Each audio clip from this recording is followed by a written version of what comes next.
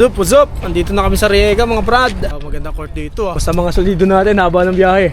Geng.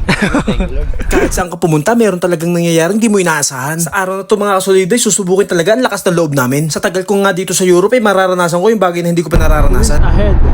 Saktong-sakto nga na nakita ko na may pulis nga doon sa monitor ni Lucky. Hindi nga namin masyado pinansin kasi normal lang naman yan kahit sa Zagreb nakikita namin yan. Pero sa pagkakataon na to, dito talaga kami pinatigil ng pulis. At nawala din sa isip ko na halos lahat pala ng kasama ko yung mga walang ID. Yung iba yung mga bagong lipas sa trabaho, yung iba nga naman hindi pa nag-i-start sa trabaho kaya talagang matatakot sila. Hindi nga sila pumayag na may camera. Kahit pa simple, kinuhanan ko pa rin talaga sila. Sa mga oras na to, kinuha na pala nila yung aming mga dokumento. At syempre dahil medyo may katagalan tayo dito sa Croatia, so medyo may alam na rin tayo sa mga batas dito. At dahil mga legal workers naman tayo dito na pumasok dito sa Croatia, yung iba na may dala yung kanilang passport at yung iba naman ay may dalang ID. At nung una pa lang sa tingin ko sapat na yun para sa kanila. Kung maghanap pa sila ng mga ibang dokumento, at syempre ready na rin talaga kung sino yung dapat tatawagan ko. Sinabihan ko nga sila na wala silang dapat ipag-alala. At sinabi ko rin pala sa pulis na maglalaro lang kami ng basketball sa Rijeka. At hinanap nga nila yung bolang pang-basketball namin at mga sapatos.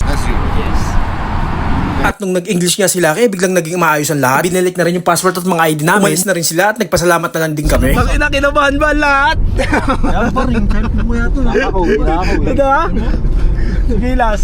Cellphone. Baka nag-cellphone daw, yung cellphone. Dito. Ayun, pala. Castillo naman Ayaw ko na bumalik dun Omori Gorsino, Silila Pollo.